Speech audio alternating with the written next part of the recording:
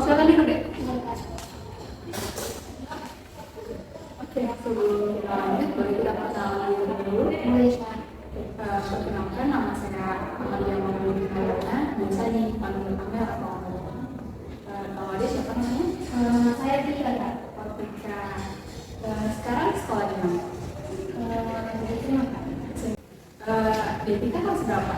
Sekarang kita kelas 12, Kak. Oh, kelas 12 sampai 12 IPA. 12. Oke, di mana sekolahnya hari ini? Kurang baik sih, Kak. Saya dan istri tidak teman. Oke. Sekarang tinggal di mana? Sekarang tinggal di Ibu, Kak. Sama orang tua? Iya. Oke, sebelumnya saya mengucapkan terima kasih kepada Detika karena telah datang ke mari untuk melakukan counseling individu dengan saya. Sebelumnya Detika sudah pernah melakukan counseling individu atau mungkin pernah mendengar? Belum, Kak. Belum tahu. Oh, jadi ini yang pertama kali ya. Saya ingin jelaskan sedikit mengenai counseling individu. Counseling individu itu sendiri merupakan proses pemberian bantuan yang dilakukan oleh konselor dari saya kepada konselornya yaitu Detika sendiri dalam rangka menyelesaikan permasalahan yang dialami konselor. Jadi ada permasalahan yang Detika ceritakan kepada saya, kita selesaikan bersama-sama secara mandiri. Nah, dalam proses konseling juga ada beberapa asas yang perlu kita perhatikan. Ada asas kesukarelawan di mana Detika nanti datang kemari bercerita secara sukarela tanpa dipaksa. Saya mau tanya, Detika di sini datang atas usul siapa sih? Secara sekolah, Lewat sekolah. Yang kedua adalah asas keterbukaan, di mana asas keterbukaan Detika bercerita secara terbuka nanti kepada saya, jadi apa yang dirasakan, apa yang dialami, jangan ada yang ditutup-tutupi. Dan yang terakhir adalah asas kerahasiaan. Di atas kerahasiaan ini, Detika tidak perlu khawatir apabila nanti permasalahan yang dialami akan diceritakan ke sana kemari atau tersebar luaskan.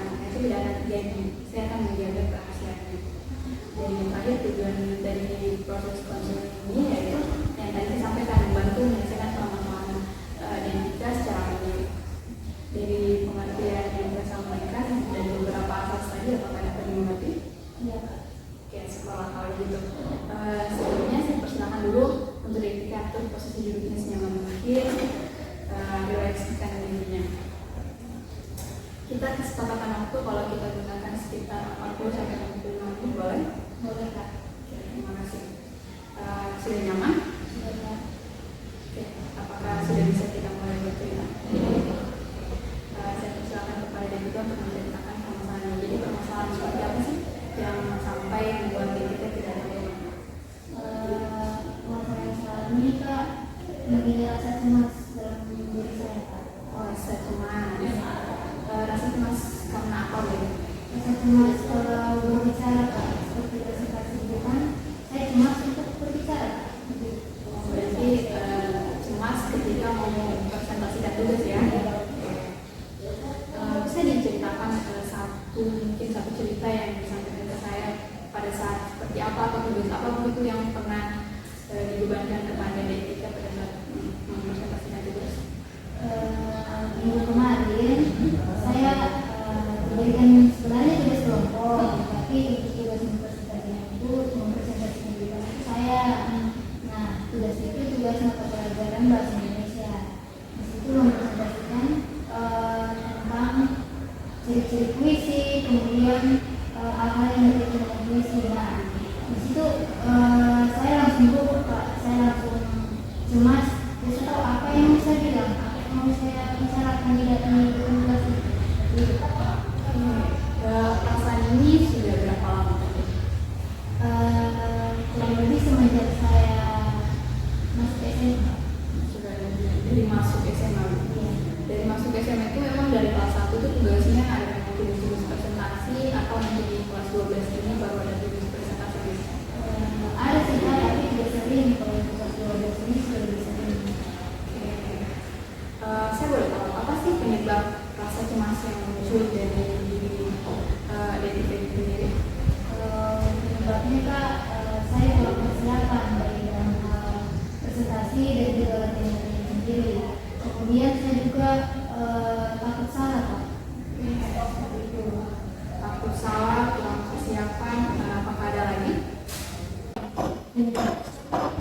itu satu lagi tentang saya tidak tahu kalau di situ Tidak tahu itu konsultasi itu tidak tahu. Tidak tahu bicara di depan banyak orang. Tadi kan dikatakan bahwa DPP ini kurang persiapan. Saya boleh tahu tidak alasannya kurang persiapan itu kenapa sih? mungkin malas Pak, malas untuk persiapan ketika saat presentasi.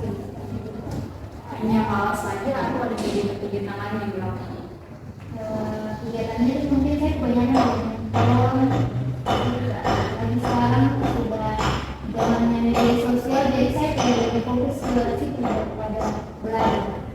Jadi lebih ke apa ya daripada mempersiapkan untuk presentasi tugasnya. Kalau kira-kira kalau main handphone itu sehari bisa berapa lama?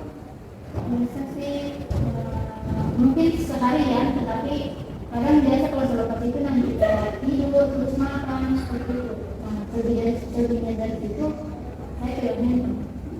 Selain itu tidak ada aktivitas di luar dengan teman-teman? Tidak ada sih, cuman kalau terjadi minggu, kadang hari Jumat saya ikut organisasi sekolah seperti yang biasa. Oke. Nah, terus juga tadi salah satu penyebabnya kan dikatakan bahwa aku salah. Aku pernah kejadian pada saat presentasi DTP ini mengalami kesalahan gitu. Iya Kak, sering. Ya. Oke, kalau sering saya mau tanya nih, respon teman sekelas begitu apa? Ketika DTK melakukan kesalahan, bagaimana respon teman-teman? Mereka ketawa Kak, mana tahu saya. Kalau presentasi tugas ini biasanya yang individu atau kelompok?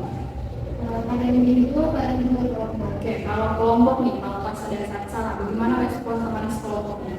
Respon dari kelompoknya sih tidak menertawakan, saya cuma diam karena mungkin mereka paham dengan Apa yang dirasakan? iya, apa yang saya rasakan, tapi mereka paham kenapa mereka harus menjadi saya di presentasi seperti itu. Cuman kalau misal saya menertawakan gitu. Iya, menertawakan. Terus kalau respon guru pada saat DTK melakukan kesalahan pada presentasi? Responnya sih Kak, apa ya, membimbing, maksudnya kayak dia tidak menyalahkan saya kalau saya apa namanya? Kalau pada saat itu tidak Iya, bisa tidak disalahkan, cuman kayak diberikan motivasi seperti itu.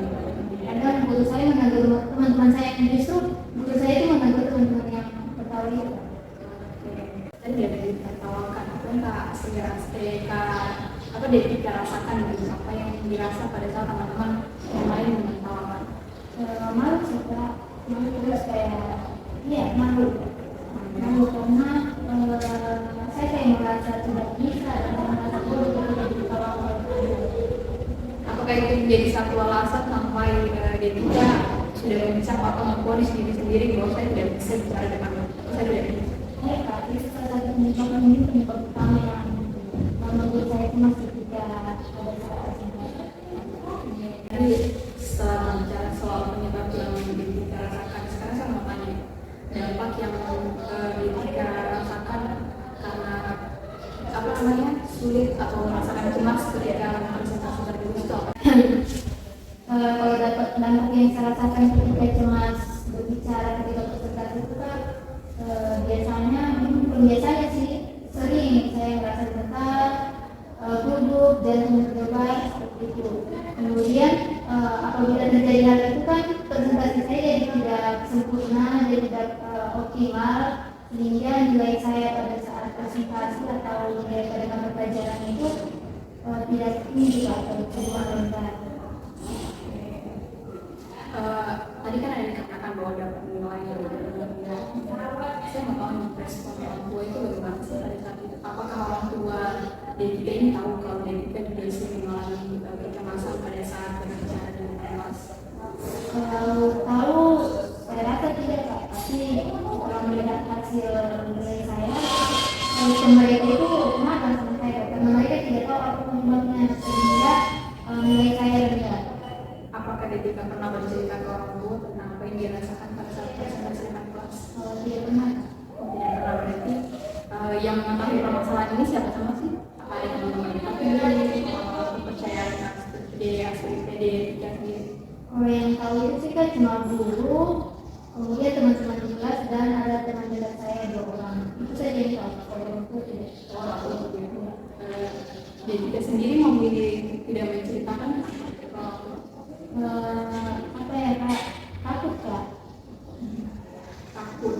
Kenapa ini takut? Dimarah, takut tidak diterima alasannya atau gimana? Mungkin bisa dibilang takut tidak diterima alasannya, tapi tua pasti bilang kamu kan sudah besar, masa kamu tuh masih cuma seorang berbicara. Memangnya sekolah SD, SMP tidak diajar. Mungkin merasa mungkin pressure orang tua seperti itu, sehingga saya berpikir untuk menceritakan masalah ini. Oke, tapi sejauh ini belum pernah ya dicoba. Iya. Iya. Kalau dari teman dekat Kak, dari kita sendiri bagaimana mengetahui permasalahan ini? Mereka hanya memberi dukungan, hanya memberi motivasi kepada saya Kak. Ya, dari dukungan sebuah kalimat kah atau dalam bentuk apa dukungan ini? Sebuah kalimat sih Kak. Jadi kayak kalimat-kalimat sebuah Iya. Oke, tadi kan Detika sendiri bilang bahwa teman Detika ini yang dekat dua orang itu selalu memberikan semangat atau support begitulah pada Detika sendiri. Saya mau tahu kalau dari Detika sendiri, dari support yang mereka berikan itu apa sih yang Detika rasakan atau respon Detika itu seperti apa? Kalau saya sih Kak, responnya menerima, cuman saya rasa mungkin tidak cukup untuk mengembangkan keterampilan saya dalam berbicara itu Kak. Jadi saya tetap merespon balik apa yang mereka berikan kepada saya, motivasi, semangat, tapi saya tidak tahu cara untuk menunjukkan kepada diri saya sendiri, tidak tahu. Satu contoh biasanya kalimat yang saya ucapkan dengan Detika itu apa sih? Biasa mereka bilang jika kau semangat, pada saat biasanya kan habis presentasi saya terus dan saya kan biasanya cuma presentasi, biasanya mereka bilang jika kau semangat baca, terus bila perlu cari cara-cara berdiskusi atau apa supaya bisa lebih baik dalam berbicara pada saat presentasi. Berarti teman-teman kita selalu mendukung ya Detika dalam menyelesaikan presentasi gitu. Apa sih solusi yang pernah Detika lakukan untuk mengatasi permasalahan ini? Solusi sih kayaknya belum ada, saya belum tahu. Sejauh ini gimana solusi yang pernah dilakukan? Apapun itu tidak ada? Tidak ada. Kalau dari teman-teman, mungkin teman dekat Detika sendiri bagaimana? Adakah solusi yang mereka berikan? Biasanya kan ada dari lingkungan-lingkungan itu ada tidak solusi yang mereka? Begitu sih Kak, tadi mereka bilang mencoba cara atau fiksi diriku seperti itu, tapi ketika mereka memberitahukan kepada saya pas setelah mungkin 20 menit 30 menit sudah saya lupa Kak. Jadi tidak ada usaha saya untuk mengubah permasalahan ini. Oke, berarti mereka sempat menyarankan sesuatu untuk Detika ya untuk melindungi program itu, tapi tidak pernah dijalankan. Diingatkan saja setelah itu istilahnya masuk ke tekanan keluarga dulu ya. Mereka sering mengingatkan hal tersebut atau cuma pernah sekali aja atau dua kali? Setiap kali pada saat presentasi Kak. Oke, berarti lumayan sering ya. Detika tidak memperhatikan apa yang disampaikan. Oke. Karena tadi dibilang tidak tahu nih mau melakukan apa. Apakah Detika bersedia ketika saya memberikan sebuah saran atau solusi permasalahan yang Detika alami? Bisa Kak. Oke. Tadi kan dikatakan salah satu penyebabnya kita menyelesaikan permasalahannya dari penyebab yang Detika alami sendiri. Yang penyebab pertama tadi disampaikan bahwa kurang persiapan.